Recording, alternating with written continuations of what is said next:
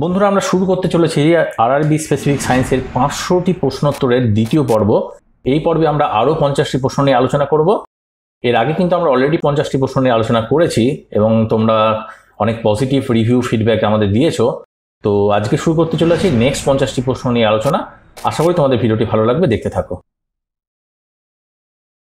প্রথম প্রশ্ন, কাপড় কাচা সোডা বা ওয়াশিং সোডা হলো, অপশনগুলো দেখে নিই, sodium chloride, calcium carbonate, sodium bicarbonate এবং হাইড্রেটেড সোডিয়াম কার্বনেট। তো কাপড় কাচা সোডা এটি সঠিক উত্তর হয়ে যাবে সোডিয়াম কার্বনেট। তো সোডিয়াম কার্বনেট বা হাইড্রেটেড সোডিয়াম কার্বনেট। তো সঠিক উত্তর কি হয়ে যাবে? সোডিয়াম কার্বনেট, সংকেত হলো Na2CO3। তো একটু দেখে নিই যে বাকিগুলো কি। সোডিয়াম ক্লোরাইড হলো টেবিল সল্ট, সংকেত হলো NaCl। এটা আমরা কিভাবে জানি? টেবিল সল্ট বা আমরা সাধারণ যে লবণ ব্যবহার করি বা সাধারণ নুন যে ব্যবহার করে থাকি সেটি হলো sodium chloride. Calcium carbonate, calcium কার্বনেটটা কি? CaCO3। তো ক্যালসিয়াম কার্বনেটকে আমরা কিভাবে ব্যবহার করি? ক্যালসিয়াম কার্বনেট আমরা যে চক লেখার জন্য যে চক ব্যবহার করি, বা যে মার্বেল রয়েছে বা লাইমস্টোন যেগুলো রয়েছে সবই কিন্তু calcium carbonate, limestone. Sodium bicarbonate, sodium bicarbonate হলো খাবার সোডা, খাবার সোডা বা বেকিং সোডা যেটাকে বলে, সেটা হলো সোডিয়াম বাইকার্বনেট NaHCO3। তো এই দুটো একটু মনে রেখো যে খাবার সোডা হলে সোডিয়াম বাইকার্বনেট আর কাপড় কাচা সোডা হলে সোডিয়াম কার্বনেট। এই দুটো পরীক্ষায় বহুবার এসেছে, তো এই দুটো কিন্তু একটু ভালো করে মনে রেখো। কোন দুটো? সি আর ডি। চলে যাচ্ছি পরের প্রশ্নে। কিসের বেগ মাপার জন্য নটিক্যাল মাইল প্রতি ঘন্টা ব্যবহার করা হয়? জাহাজ, চিতাবাঘ, ম্যাগলেভ না বুলেট ট্রেন? তো এটি সঠিক উত্তর হয়ে যাবে জাহাজ। জাহাজ বা শিপ যেটাকে আমরা বলে থাকি, জলজাহাজ, সেটার গতিবেগ মাপার জন্য কিন্তু নটিক্যাল মাইল ব্যবহার করা হয়। এই যে নটিক্যাল মাইল, এক নটিক্যাল মাইল, নটিক্যাল মাইল প্রায় 1852 মিটার। কত? 1852 মিটার। এটা মনে রেখো, অনেক ক্ষেত্রে এসে থাকে যে এক নটিক্যাল মাইল সমান কত মিটার। ঠিক আছে, চলে যাচ্ছি পরের প্রশ্নে। খাদ্য সংরক্ষণের জন্য কোন জিনিসটি বহুল পরিমাণে ব্যবহৃত হয়? অপশনগুলো দেখে নিই, sodium bicarbonate, benzoic acid, acetic acid, tartaric acid. তো খাদ্য সংরক্ষণের জন্য আমরা যেটা ব্যবহার করে থাকি সেটা হলো বেঞ্জোইক অ্যাসিড।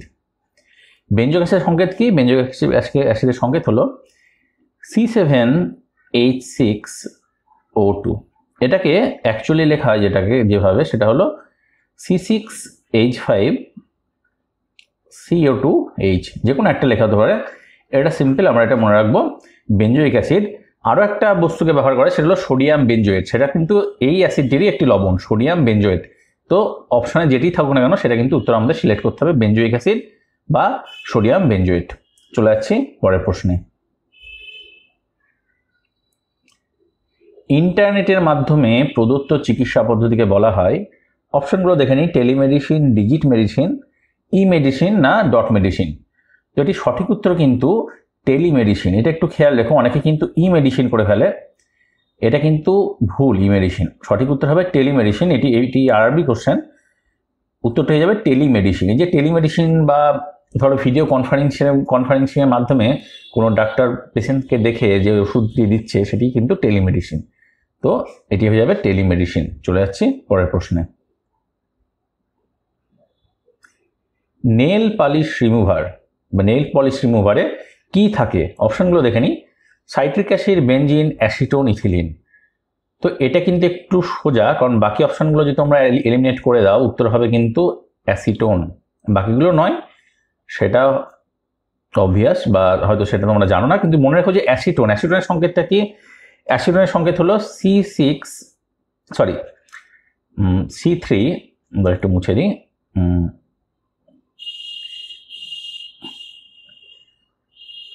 C3H6O।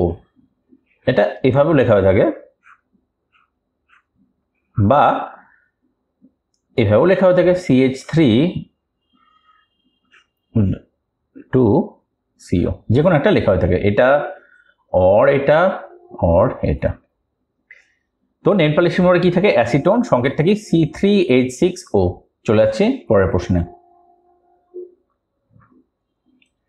আকাশ ও সমুদ্র কতটা নীল সেটা মাপার জন্য কোন যন্ত্র ব্যবহার করা হয় বা কোন যন্ত্রের সাহায্যে সেটা মাপা হয়? অপশনগুলো দেখে নিই। ব্যারিমিটার, ব্যারোমিটার, সেরাউনোগ্রাফ না সায়ানোমিটার? তো এটির উত্তর হয়ে যাবে সায়ানোমিটার। সায়ানোমিটারের সাহায্যে আকাশ বা সমুদ্র কতটা নীল সেটা পরিমাপ করা হয়। চলে যাচ্ছি পরের প্রশ্নে। ডিকেনে কতগুলি হাইড্রোজেন পরমাণু রয়েছে? 20, 10, 22 না 33? তো ডিকেন হলো অ্যালকেনের একটি ভাগ। তো অ্যালকেন যেটা রয়েছে, অ্যালকেনের জেনেরিক ফর্মুলা কি? CnH2n+2। দেখো ডিকেন, এই যে ডিকেন রয়েছে, ডিকেনের মধ্যে কি কথাটা রয়েছে? ডেকা, DECA, ডেকা, তাই তো? এই ডেকার অর্থ হলো কিন্তু 10, অর্থাৎ কার্বনের বেস হবে 10। তো এখানে দেখে নাও, এন যদি আমি 10 বসাই কি হয়ে যাচ্ছে? C10H22, তাই না? 2 × 10 20 + 2 22। এখান থেকে চলে আসছে যদি n = 10 বসায়। তো দেখো হাইড্রোজেন কতগুলো রয়েছে? 22টি। তো এখানে সঠিক উত্তর কি হয়ে যাবে? C22। চলে যাচ্ছে পরের প্রশ্নে। NaHCO3 কিসের রাসায়নিক সংকেত? ভিনিগার, বোরাক্স, বেকিং সোডা না লাইম? তো এটা কিন্তু আমি প্রথম প্রশ্নে বলেছি যে সোডিয়াম বাইকার্বনেট হলো খাবার সোডা। তো NaCO3 হলো খাবার সোডা বা বেকিং সোডা। এই যে NaCO3 হলো সোডিয়াম বাইকার্বনেট,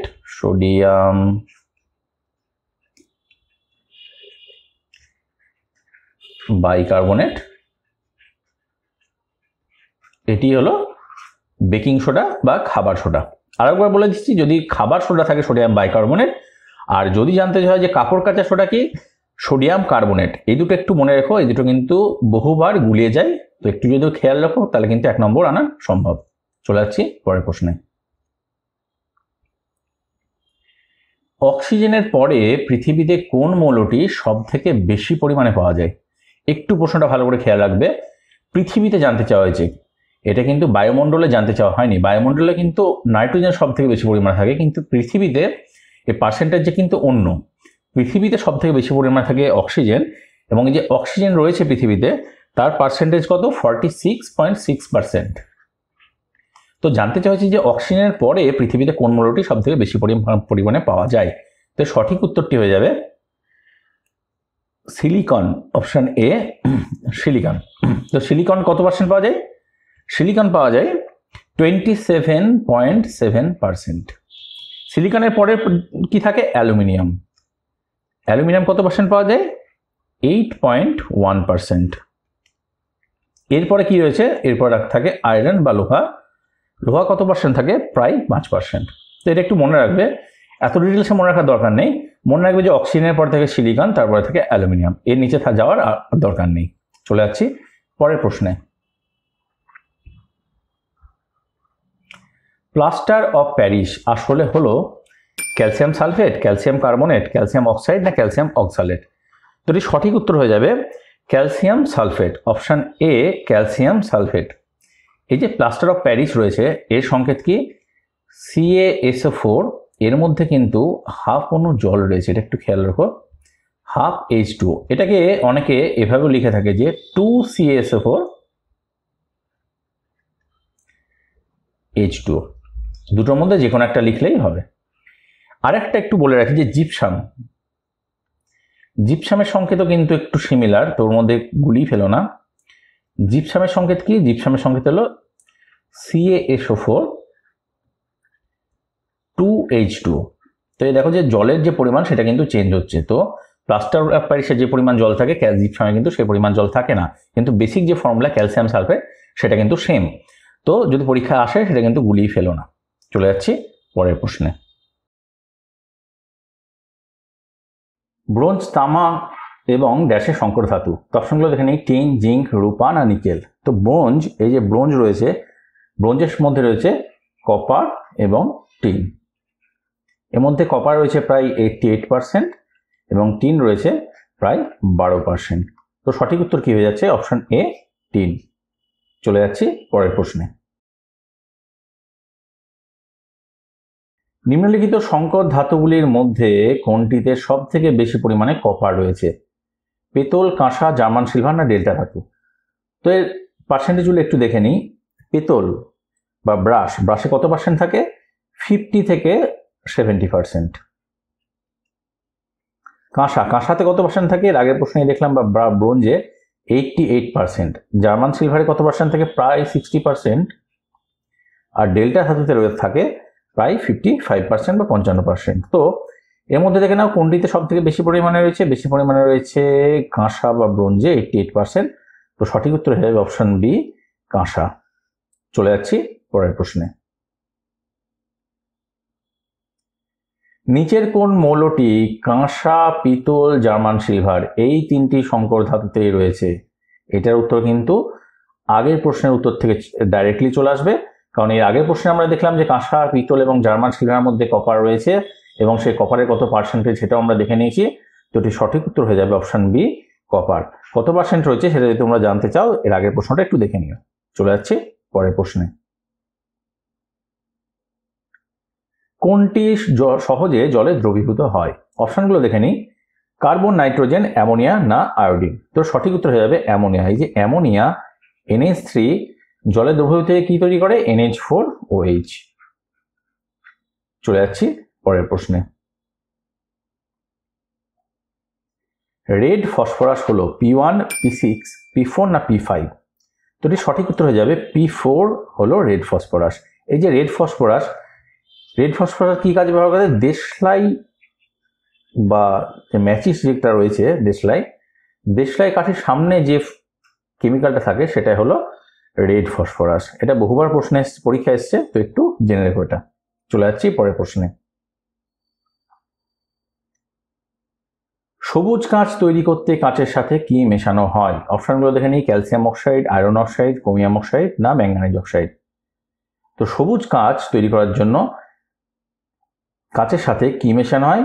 মেশানো হয় ক্রোমিয়াম অক্সাইড। এটা কি করে? সবুজ কাঁচ তৈরি করতে ব্যবহার করা হয়।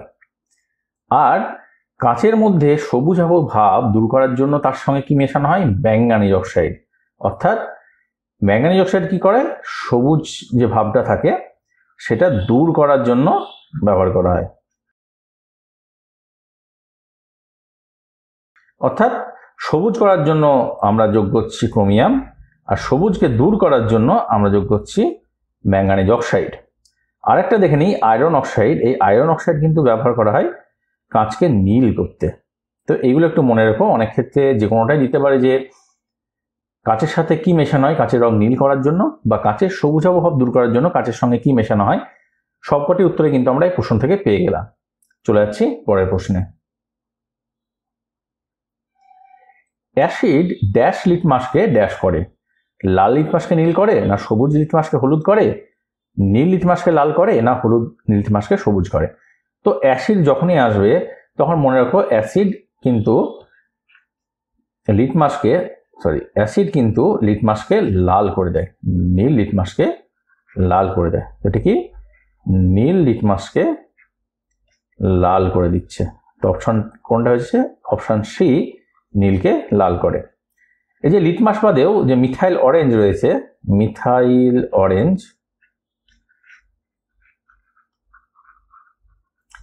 এটি কিন্তু অ্যাসিডের লাল বর্ণ ধারণ করে।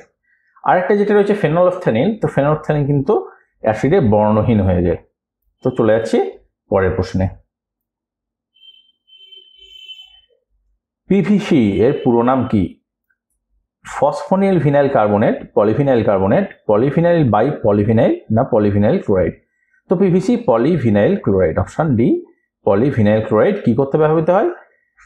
বাড়িতে যে পাইপগুলো ব্যবহার করে প্লাস্টিকের সেগুলো, বা পিভিসির বহু কিছু পাওয়া যায়, যেমন ধরো জলের ট্যাঙ্ক। তো এই যে দ্রব্যগুলো রয়েছে সেগুলো কিন্তু পিভিসি দিয়ে তৈরি করা হয়। চলে যাচ্ছি পরের প্রশ্নে। কাঁচি কোন শ্রেণীর লিভার? প্রথম, দ্বিতীয়, তৃতীয় না কোনো লিভার নাই? তো দেখে নিই একটু কাঁচি কিভাবে কাজ করে। তো রাফলি একটা কাঁচি আঁকছি, ধরে নাও এটা কাঁচি, যদিও জানি যেটা কাঁচি বোঝাতে যাচ্ছে না। তো এটা যদি কাঁচি হয়, তো দেখে নাও আমরা ফোর্স কোথায় প্রয়োগ করছি, ফোর্স প্রয়োগ করছি এখানটায়, যেটা আমরা ধরে থাকি সেটাতে কিন্তু বল বা ফোর্সটা আমরা প্রয়োগ করছি। আর লোডটা কোথায় রয়েছে, লোডটা রয়েছে এই দিকটায়, সামনের দিকটায়, যে দিকটা খোলা দিক সেই দিকটাতে কিন্তু আমরা লোডটা রয়েছে। আর ফালক্রাম বা আলম্ব বিন্দু কোনটা, যে পয়েন্টে জয়েন্টটা রয়েছে সেটা হলো আমাদের আলম্ব বিন্দু। তো এটা কোন শ্রেণীর লিভারে যাচ্ছে, প্রথম শ্রেণীর লিভারে একদিকে ফোর্স থাকে আর একদিকে লোড থাকে আর মিডিলে থাকে আলম্ব বিন্দু। তো এটি প্রথম শ্রেণীর লিভার। আশা করি বুঝতে পেরেছো কি করে এলো। চলে যাচ্ছি পরের প্রশ্নে। নাইট্রোজেন কে আবিষ্কার করেছিলেন? অপশন রয়েছে রাদারফোর্ড, রবার্ট হুক, শ্যাডউইক না হাইজেনবার্গ। তো নাইট্রোজেন আবিষ্কার করেছিলেন ড্যানিয়েল রাদারফোর্ড। কত খ্রিস্টাব্দে? 1772 খ্রিস্টাব্দে। কে আবিষ্কার করেছিলেন? Daniel Rutherford.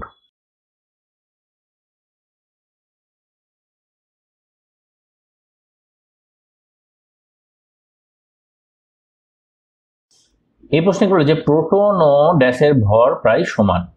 তো প্রোটনের সঙ্গে কার ভর সমান? প্রোটনের ভর হলো, দেখো 1.6727 ইন্টু 10⁻⁻27 কেজি। তো প্রোটনের সঙ্গে ভর প্রায় সমান হলো নিউটনের। নিউটনের ভর কত? নিউটনের ভর হলো 1.6749 ইন্টু 10⁻⁻27 কেজি। তো এই দুটোর যে ভর সেই দুটো কিন্তু প্রায় সমান। তো উত্তর হয়ে যাবে এখানে নিউটন। আর ইলেকট্রনের ভর হলো, বলে রাখি একটু, 9.11 ইন্টু 10⁻31 কেজি। তো ইলেকট্রনের ভর কিন্তু প্রোটন বা নিউট্রনের ভর থেকে অনেক গুণ কম। আর আলফা কণাতে কি থাকে? আলফা কণা থাকে দুটো প্রোটন প্লাস দুটো নিউট্রন। তো তার ভরটা বুঝতেই পারছো কতদূর হবে, প্রায় 4 গুণ হয়ে যাবে একটি প্রোটনে। বিটা কণার ভর ইলেকট্রনের ভরের প্রায় সমান। তো এখানে উত্তরটি হয়ে যাবে নিউটন। Option B Newton. চলে যাচ্ছি পরের প্রশ্নে। পটাশিয়াম নাইট্রেট, পটাশিয়াম নাইট্রেট সংকেত কি? KNO3। পটাশিয়াম নাইট্রেট কোন শিল্পক্ষেত্রে প্রচুর পরিমাণে ব্যবহৃত হয়? অপশন কি রয়েছে দেখো, কাঁচ শিল্প, চামড়া শিল্প, আতশবাজি শিল্প, ইলেকট্রোবেডিং। তো এই যে KNO3 বা পটাশিয়াম নাইট্রেট, সেটা আতশবাজি শিল্পে প্রচুর পরিমাণে ব্যবহৃত হয়। এই যে KNO3, এটিকে আমরা আর কি নামে জানি? KNO3 কে আমরা বলে থাকি সল্ট পিটার। অনেক ক্ষেত্রে প্রশ্ন আসে যে সল্ট পিটারের রাসায়নিক সংকেত কি, সেটা হলো KNO3। আরো কি নামে জানি? এটা ছাড়াও নাইট্রেট অফ পটাশ। কি? Nitrate of potash.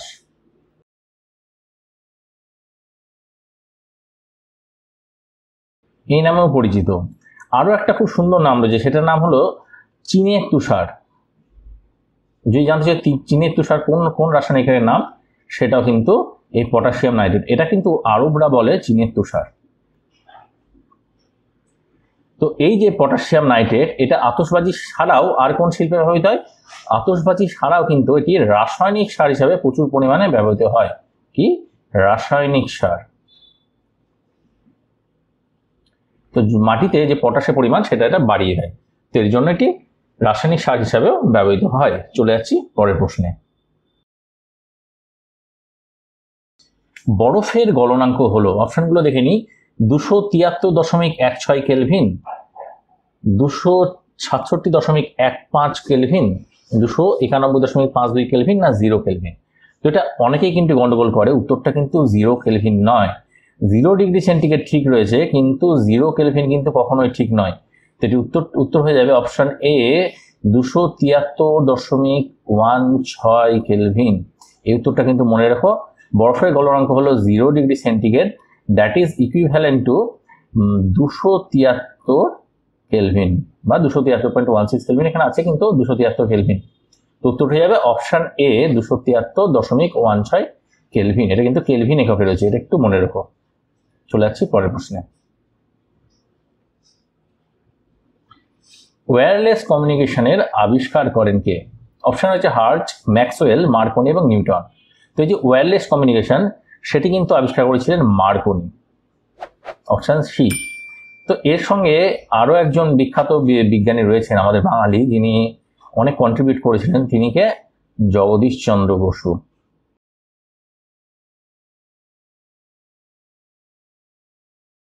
ওয়্যারলেস কমিউনিকেশনের ক্ষেত্রে জগদীশ চন্দ্র বসু অবদান কিন্তু অবিস্মরণীয়। তো এটা কিন্তু মনে রাখো, যদিও আবিষ্কারের শ্রেয় কিন্তু মার্কনির কাছে যায়। চলে যাচ্ছি পরের প্রশ্নে।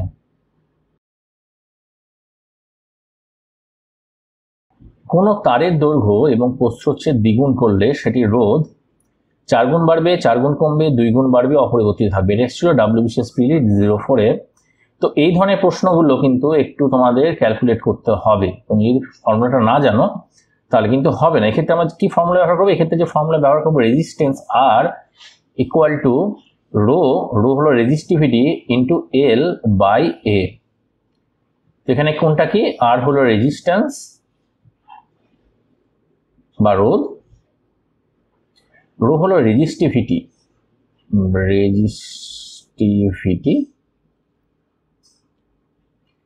এর হলো লেন্থ, আর এ হলো ক্রস সেকশনাল এরিয়া। এখানে এরিয়া লিখে দিচ্ছি। তো এই ফর্মুলাটা কিন্তু তোমরা মনে রাখো, এই ফর্মুলাটা মনে থাকলে কিন্তু এই ধরনের অঙ্কগুলো খুব সহজে করা যায়। তো দেখো এবার কি হচ্ছে, কি বলেছে যে কোনো তারের দৈর্ঘ্য কিন্তু দ্বিগুণ করা হলো। তাহলে যে new resistance R new equal to rho into দৈর্ঘ্য কত গুণ করেছে? দ্বিগুণ, 12 বাই, দেখো প্রস্থচ্ছেদও কিন্তু দ্বিগুণ করেছে। প্রস্থচ্ছেদ কি? ক্রস সেকশন এরিয়া বা এ। সুতরাং এটা আগে এ ছিল, এখন হয়ে গেল 2a। তাহলে আলটিমেটলি কি দাঁড়ালো? এই 2 কেটে গেল, রো ইন্টু এল বাই এ। এটাই কিন্তু দেখো এই যে আর, সেটাই কিন্তু এখানে চলে আসলো। তাহলে আর নিউ ইকুয়াল টু আর বা আর ওল্ড। তো কি হয়ে যাচ্ছে তার মানে? এর অর্থ হলো যে দৈর্ঘ্য এবং প্রস্থচ্ছেদ দ্বিগুণ করা হলো, কিন্তু তাদের যে রোধ সেটা কিন্তু অপরিবর্তিত থাকবে, তাই না? দেখো এখানে রয়েছে রো এল বাই এ, এখানে আমরা পেয়ে গেলাম রো এল বাই এ। তাই যে রোধটা রয়েছে সেটা কিন্তু অপরিবর্তিত থাকবে। অপশনের উত্তর হয়ে যাবে অপশন ডি, অপরিবর্তিত থাকবে। চলে যাচ্ছি পরের প্রশ্নে। এখানে কি বলেছে? RDX আবিষ্কার করেছিলেন কে? অপশন রয়েছে Alfred Nobel, Soddy, George Friedrich Henning না ফিলিপ ডি স্লোয়ানে। তার উত্তরটা কিন্তু হয়ে যাবে George Friedrich Henning. George Friedrich Henning কিন্তু RDX আবিষ্কার করেছিলেন। RDX কথাটির পুরো অর্থ অনেক ক্ষেত্রে জানতে চাওয়া হয়। তো RDX কথাটির পুরো অর্থ হলো রিসার্চ ডিপার্টমেন্ট এক্সপ্লোসিভ। কি? রিসার্চ আর ডিপার্টমেন্ট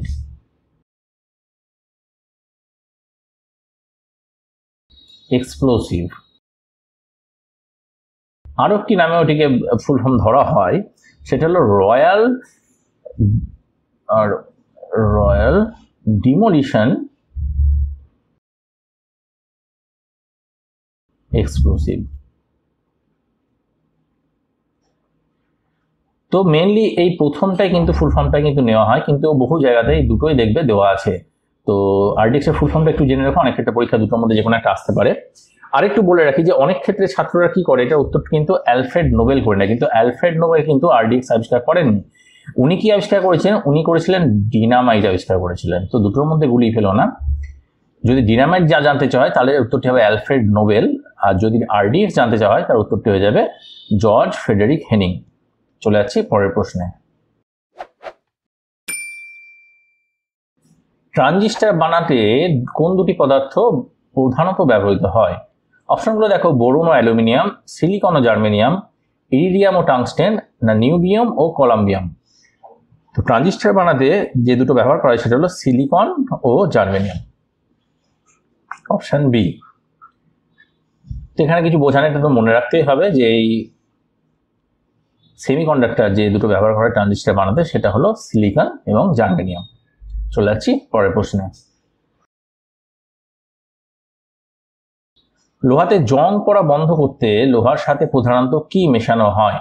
অপশনগুলো দেখে নিই, অ্যালুমিনিয়াম, কার্বন, ক্রোমিয়াম এবং টিন। তো লোহাতে যে জং বা রাস্ট এটি বন্ধ করতে লোহার সঙ্গে মেশানো হয় ক্রোমিয়াম। উত্তর হয়ে যাবে অপশন সি, ক্রোমিয়াম। অনেক ক্ষেত্রে এটা কিন্তু ভেতর থেকে লোহাকে জং পড়া থেকে রোধ করতে পারে।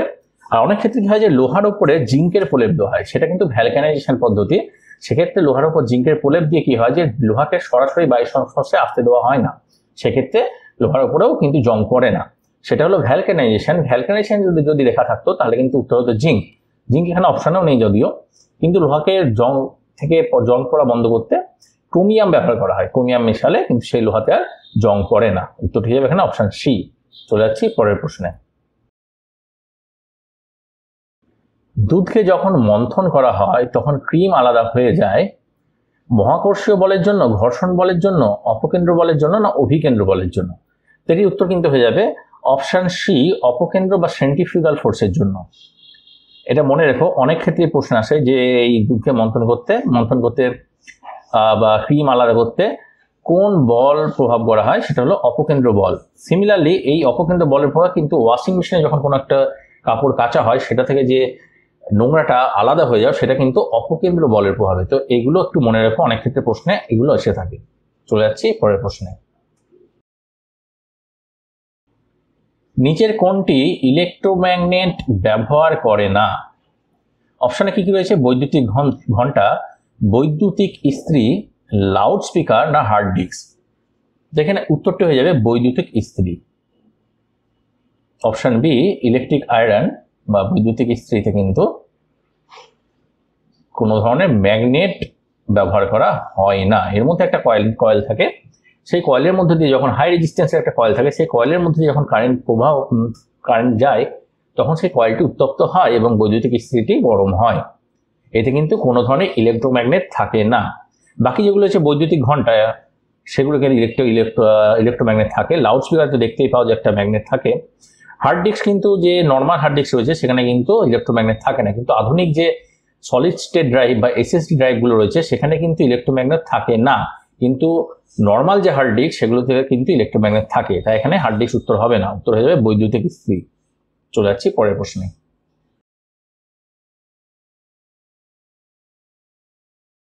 নিম্নলিখিত যৌগগুলির মধ্যে কোনটি সাধারণত ফটোক্রোমিক লেন্সে ব্যবহৃত হয়? অপশনগুলো দেখে নিই। Potassium dichromate, silver chloride, potassium ferrate, ferric chloride. তো এর সঠিক উত্তর হয়ে যাবে অপশন বি, সিলভার ক্লোরাইড। এই যে সিলভার ক্লোরাইড রয়েছে সেটি ফটোক্রোমিক লেন্সে ব্যবহৃত হয়। চলে যাচ্ছি পরের প্রশ্নে। তড়িৎ শক্তিকে যান্ত্রিক শক্তিতে রূপান্তরিত করে। অপশনগুলো দেখে নিই। Thermostat, motor, Dynamo, rectifier. তো সঠিক উত্তর হয়ে যাবে অপশন বি, মোটর। এই যে তড়িৎ শক্তিকে যান্ত্রিক শক্তিতে রূপান্তরিত মোটরে যদি আমরা তড়িৎ দিই তাহলে তার যে শ্যাফট রয়েছে সেটি ঘুরতে থাকে, তাই এখানে তড়িৎ শক্তির যান্ত্রিক শক্তিতে রূপান্তরিত হয়। আর এর ঠিক অপোজিট হলো ডায়নামো, যেখানে যান্ত্রিক শক্তি তড়িৎ শক্তিতে রূপান্তরিত হয়। চলে যাচ্ছি পরের প্রশ্নে। আলেকজান্ডার গ্রাহাম বেল কি আবিষ্কার করেন? অপশনগুলো দেখে নিই। টেলিফোন, তড়িৎ, টেলিভিশন না টেলিগ্রাফিক সংকেত? তো আলেকজান্ডার গ্রাহাম বেল আবিষ্কার করেন টেলিফোন। কত খ্রিস্টাব্দে করেছিলেন? 1876 খ্রিস্টাব্দে তিনি এই আবিষ্কারটি করেছিলেন। চলে যাচ্ছি পরের প্রশ্নে। লেজার রশ্মি কে কত সালে আবিষ্কার করেন? অপশনগুলো দেখে নিই। বোর 1963, রাদারফোর্ড 1919, হাইগ্যান 1961 না মাইম্যান 1960? তো সঠিক উত্তর হয়ে যাবে অপশন ডি, মাইম্যান 1960 সালে এটি কিন্তু আবিষ্কার করেছিলেন। এই যে মাইম্যান, তার ফুল নেম কি? Theodore Maiman. আর এই যে লেজার, অনেক ক্ষেত্রে জানতে চাওয়া যে লেজার কথাটির পুরো অর্থ কি? তো লেজার কথাটির পুরো অর্থ হলো লাইট amplified by stimulated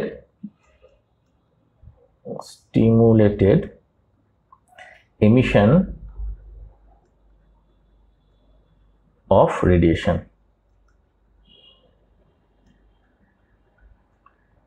কি হলো তাহলে?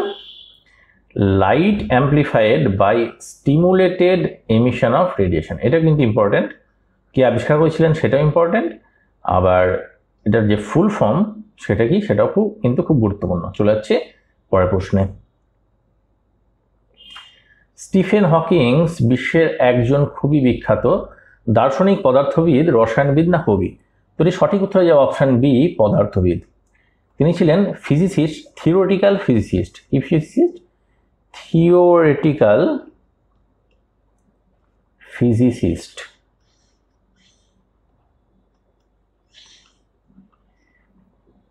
এই যে স্টিফেন হকিংস রয়েছে, তার সবথেকে যে বিখ্যাত বা গুরুত্বপূর্ণ যে বইটি খুব পরীক্ষায় আসে, সেটি হলো a brief history of time.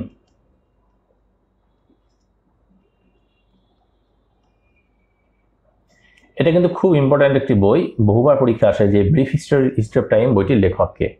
আর মজার ব্যাপার হলো ইনি আরও একটি বই লিখেছিলেন যেটার নাম হলো এ ব্রিফার হিস্ট্রি অফ টাইম। এটা পরবর্তীকালে তিনি 2005 সালে লিখেছিলেন। তো সেম নেম, শুধু ব্রিফের জায়গায় ব্রিফার। চলে যাচ্ছি পরের প্রশ্নে।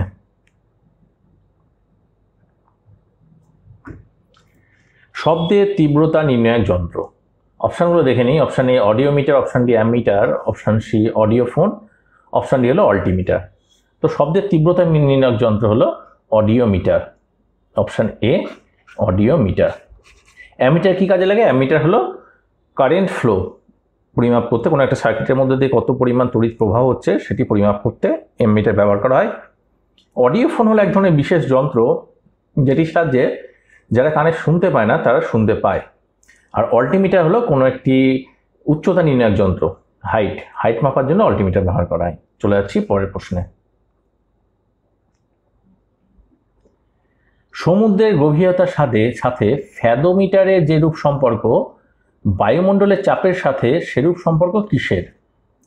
অর্থাৎ ফ্যাদোমিটারের সাহায্যে আমরা সমুদ্রের গভীরতা নির্ণয় করতে পারি, বায়ুমণ্ডলের চাপ আমরা কিসের সাহায্যে নির্ণয় করি? অপশনগুলো দেখে নিই। অল্টিমিটার আমরা এখনই বললাম যে হাইট বা অ্যালটিটিউড পরিমাপের জন্য ব্যবহৃত হয়, তো এটি নয়। ব্যারোমিটারের সাহায্যে কিন্তু বায়ুর যে চাপ সেটি কিন্তু পরিমাপ করা হয়। তো উত্তর হয়ে যাবে অপশান বি, ব্যারোমিটার। ল্যাক্টোমিটার কি করতে ব্যবহৃত হয়? ল্যাক্টোমিটার হলো দুধের মধ্যে কত পরিমাণ জল মেশানো রয়েছে সেই যে বা দুধের বিশুদ্ধতা পরিমাপ করার জন্য ল্যাক্টোমিটার ব্যবহৃত হয়। আর হাইড্রোমিটার হলো আপেক্ষিক ঘনত্ব পরিমাপের জন্য, কোনো একটা লিকুইডের আপেক্ষিক ঘনত্ব জলের সাপেক্ষে পরিমাপের জন্য হাইড্রোমিটার ব্যবহার করা হয়। তো এখানে সঠিক উত্তর হয়ে গেল অপশান বি, ব্যারোমিটার। ব্যারোমিটারের সাহায্যে বায়ুমণ্ডলের চাপ পরিমাপ করা যায়। চলে যাচ্ছি পরের প্রশ্নে। উড়োজাহাজের গতি নির্ণায়ক যন্ত্র হলো, অপশনগুলো দেখে নিই। ক্রোনোমিটার, ওডোমিটার, ট্যাকোমিটার, কিসকোগ্রাফ। একটু দেখে নিই ক্রোনোমিটারের সাহায্যে কি পরিমাপ করা হয়?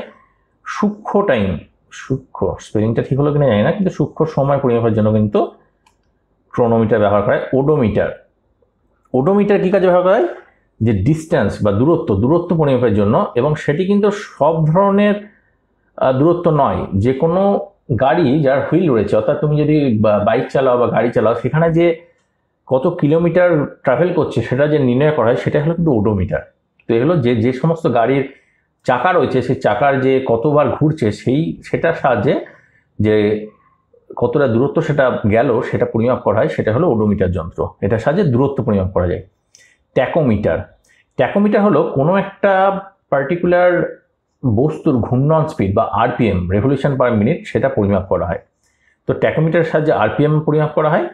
আর কিসকোগ্রাফের সাহায্যে কিন্তু উদ্ভিদের বৃদ্ধি বা গ্রোথ অফ এ প্ল্যান্ট পরিমাপ করা হয়। এই যে কিসকোগ্রাফ, এটি কিন্তু আবিষ্কার করেছিলেন আমাদের আচার্য জগদীশচন্দ্র বসু, এটা মনে রেখো।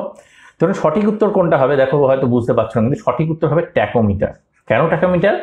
কারণ এই যে ট্যাকোমিটারের সাহায্যে আরপিএম পরিমাপ করে যে কোনো বিমান বা যে উড়োজাহাজের যে আরপিএম থাকে, যে প্রপেলারের যে স্পিডটা থাকে, যে স্পিডে ঘোরে, সেটার সাহায্যে আরপিএম পরিমাপ করে সেটাকে কিন্তু ওরা তার স্পিডে কনভার্ট করতে পারে। তার জন্য আরও অনেক ফ্যাক্টর রয়েছে, কিন্তু যে ট্যাকোমিটার, সেই ট্যাকোমিটারের সাহায্যে কিন্তু উড়োজাহাজের গতি নির্ণয় করা যায়। তার জন্য এটা সঠিক উত্তর হয়ে যাবে ট্যাকোমিটার, বাকিগুলো হবে না। চলে যাচ্ছি পরের প্রশ্নে। সূক্ষ্ম সময় মাপার যন্ত্র। এক্ষুনি আমরা আলোচনা করলাম সূক্ষ্ম সময় মাপার যন্ত্র কি? ক্রোনোমিটার। তাই আমি আর বিশেষ কিছু বলছি না, এটি উত্তর হয়ে গেল অপশন বি, ক্রোনোমিটার। চলে যাচ্ছি পরের প্রশ্নে। পাওয়ার থ্রেশার কি? পাওয়ার থ্রেশার এক ধরনের যন্ত্র যার সাহায্যে কি করা হয়? যার সাহায্যে ধান মাড়াই করা হয়, অর্থাৎ ধান গাছ থেকে যে শুকনো ধানগুলো রয়েছে সেগুলো আলাদা করা হয়। তো এটি সঠিক উত্তর হয়ে যাবে অপশন বি, এটি হলো এক ধরনের ধান মাড়াই যন্ত্র। থিওরি অফ রিলেটিভিটির প্রণেতা অপশনগুলো দেখে নিই, Isaac Newton, Albert Einstein, Charles Darwin না আন্দ্রে সাখারভ। তো সঠিক উত্তর হয়ে যাবে অপশন বি, অ্যালবার্ট আইনস্টাইন। 1905 খ্রিস্টাব্দে অ্যালবার্ট আইনস্টাইন এই যে থিওরি অফ রিলেটিভিটি সেটি তৈরি করেছিলেন। চলে যাচ্ছি পরের প্রশ্নে। কে ছিলেন একজন রসায়নবিদ এবং তিনি ডিনামাইট আবিষ্কার করেছিলেন? তো এর আগেই আমরা যখন আরডিএক্স সম্বন্ধে জানছিলাম তখন কিন্তু আমরা জেনেছিলাম যে ডিনামাইট আবিষ্কার করেছিলেন Alfred Nobel, Alfred Bernard Nobel. উত্তর হয়ে যাবে option A, Alfred Bernard Nobel. তিনি 1867 খ্রিস্টাব্দে এই ডিনামাইট আবিষ্কার করেছিলেন। চলে যাচ্ছি পরের প্রশ্নে। 1898 সালে মাদাম কুরি ও পিয়েরি কুরি আবিষ্কার করেন। অপশনগুলো দেখে নিই, ইউরেনিয়াম, রেডিয়াম, থোরিয়াম না লেজারসি। তো এই সঠিক উত্তর হয়ে যাবে রেডিয়াম। রেডিয়াম এবং পোলোনিয়াম এই যে দুটি মৌল, সেই মৌল দুটো কিন্তু এই কুরি কাপলস অর্থাৎ মাদাম কুরি এবং পিয়েরে কুরি আবিষ্কার করেছিলেন। চলে যাচ্ছি পরের প্রশ্নে। সিজিএস পদ্ধতিতে ভরের একক কি? অপশনগুলো দেখে নিই, পাউন্ড, গ্রাম, কিলোগ্রাম না আউন্স। তো এটি সঠিক উত্তর হয়ে যাবে গ্রাম। সিজিএস পদ্ধতিতে কিন্তু ভরের একক হলো গ্রাম। তো সঠিক উত্তর বি। কিলোগ্রাম কিসে? কিলোগ্রাম হলো এসআই পদ্ধতিতে, আর পাউন্ড হলো এফপিএস পদ্ধতিতে। এটা একটু মনে রাখবে, যে কোনো একটা পদ্ধতি দিয়ে জানতে চাওয়া হতেই পারে যে ভরের একক কি ওই পদ্ধতিতে। তো বাকিগুলো একটু জেনে রাখো। চলে যাচ্ছি পরের প্রশ্নে। আইসি অর্থাৎ ইন্টিগ্রেটেড সার্কিট কি? Integrated circuit. ইন্টিগ্রেটেড সার্কিট উদ্ভাবন করেন জে.এস. কিলবি, রবার্ট হুক, অ্যাবাকাস না জন ওয়াটসন। তো এর সঠিক উত্তর হয়ে যাবে জে.এস. কিলবি বা জ্যাক কিলবি। এই জ্যাক কিলবি ইন্টিগ্রেটেড সার্কিট উদ্ভাবন করেছিলেন। চলে যাচ্ছি পরের প্রশ্নে। আকাশ মেঘলা থাকলে গরম বেশি লাগে কেন? অপশনগুলো দেখে নিই, মেঘ উত্তম তাপ পরিবাহক না, কারণ যদি তাপ পরিবাহক হতো তাহলে যে ভূপৃষ্ঠ যে তাপটা বিকিরণ করছে বা বিকীর্ণ করছে সেই তাপটা কিন্তু মেঘের উল্টো দিকে চলে যেত, ফলে কোনো এফেক্টই হতো না, মেঘ থাকা না থাকার কোনো এফেক্ট হতো না। সূর্যালোকের অতিবেগুনি রশ্মির প্রভাবে তাপ উৎপন্ন হয় না, এটাও হবে না। বজ্রপাতের ফলে তাপ উৎপন্ন, এখানে বলা নেই যে বজ্রপাত বা কিছু, এটাও হবে না। লাস্টেটা কি? মেঘ পৃথিবীর পৃষ্ঠ থেকে বিকীর্ণ তাপকে উপরে যেতে বাধা দেয় বলে। হ্যাঁ, এটা হলো সঠিক উত্তর, যে বিকীর্ণ তাপটা থাকে সেটা কিন্তু মেঘকে ক্রস করে যেতে পারে না, তার ফলে ভূপৃষ্ঠ কিন্তু গরম হতে থাকে। তার ফলে কিন্তু আমাদের বেশি গরম লাগে, কারণ সেই তাপটা থেকেই যায়। তো চলে যাচ্ছি পরের প্রশ্নে। এটা কিন্তু সঠিক উত্তর হলো অপশন ডি, মেঘ পৃথিবীর পৃষ্ঠ থেকে বিকীর্ণ তাপকে উপরে যেতে বাধা দেয় বলে আকাশ মেঘলা থাকলে আমাদের গরম বেশি লাগে। চলে যাচ্ছি পরের প্রশ্নে। আর্কিমিডিস কি জন্য বিখ্যাত? অপশনগুলো দেখে নিই, প্লবতা সূত্র আবিষ্কারের জন্য, ত্রিকোণমিতির ভিত প্রতিষ্ঠা করার জন্য, গতির সূত্রাবলী আবিষ্কারের জন্য না পরন্ত বস্তু সূত্র আবিষ্কারের জন্য। তো এর সঠিক উত্তর হয়ে যাবে অপশন এ, প্লবতা সূত্র আবিষ্কারের জন্য। এই যে প্লবতা সূত্র সেটি কিন্তু আর্কিমিডিস আবিষ্কার করেছিলেন। এর প্লবতা সূত্রটা কি? যদি কোনো বস্তুকে স্থির তরল বা বায়বীয় পদার্থে আংশিক বা সম্পূর্ণরূপে নিমজ্জিত করা হয় তাহলে বস্তুটির ওজন কিছুটা কম হয়েছে বলে মনে হয়। এই যে হারানো ওজন সেটি কিন্তু বস্তু দ্বারা অপসারিত তরল বা বায়বীয় পদার্থের ওজনের সমান। এটি হলো আর্কিমিডিসের প্লবতার সূত্র। চলে যাচ্ছি পরের প্রশ্নে। অ্যাসিড সম্পর্কে নিচের কোন তথ্যটি সঠিক নয়? অপশনগুলো দেখে নিই, জলীয় দ্রবণে H+ আয়ন উৎপন্ন করে। হ্যাঁ, তো এটি সঠিক। সঠিক আমাদের জানতে কি চেয়েছে যে সঠিক নয় কোনটি, তাহলে এটা হলো না, কারণ এটা সঠিক। বেশিরভাগ অ্যাসিডে হাইড্রোজেন থাকে, এটাও সঠিক, তাহলে এটাও হচ্ছে না। অ্যাসিড নীল লিটমাসকে লাল করে, এটাও সঠিক, তাহলে এটাও হচ্ছে না। তাহলে অফকোর্স ডি অ্যান্সার হবে। তো ডি কি আছে দেখে নিই, জলীয় দ্রবণে অ্যাসিড তড়িৎ কুপরিবাহী। হ্যাঁ, জলীয় দ্রবণে কিন্তু অ্যাসিড তড়িৎ কুপরিবাহী, এটি কিন্তু ভুল, কারণ জলীয় দ্রবণে অ্যাসিড তড়িতের সুপরিবাহী, তার জন্য এর উত্তরটি হয়ে যাবে অপশন ডি। তো সঠিক উত্তর অপশন ডি। চলে যাচ্ছি পরের প্রশ্নে। অ্যাসিটিক অ্যাসিড কোন নামে বেশি পরিচিত? অপশনগুলো দেখে নিই, caustic soda, spirit, baking soda না ভিনিগার। তো যে অ্যাসিটিক অ্যাসিড সেটি কিন্তু ভিনিগার নামে আমাদের কাছে বেশি পরিচিত। এটা হলো লঘু অ্যাসিটিক অ্যাসিডই হলো ভিনিগার। অ্যাসিটিক অ্যাসিডের সংকেতটা কি? এটা মাঝে মধ্যে এসে থাকে, জেনে নাও, CH3COOH। এটা হলো অ্যাসিটিক অ্যাসিডের সংকেত, অ্যাসিটিক অ্যাসিড। চলে যাচ্ছে আমাদের শেষ প্রশ্নে। দেখেন এখানে কি জানতে চাওয়া হয়েছে, বিশুদ্ধ জলের পিএইচ মাত্রা কত? অপশনগুলো দেখেন 0, 1, 7 না 5। তো সঠিক উত্তর হয়ে যাবে অপশন 7। বিশুদ্ধ জলের প্রশম আর যে কোনো প্রশম দ্রবণের পিএইচ ভ্যালু হলো 7। তো যে 7 পিএইচ ভ্যালু, এটা হলো প্রশম, যে কোনো প্রশম দ্রবণের ভ্যালু হলো 7।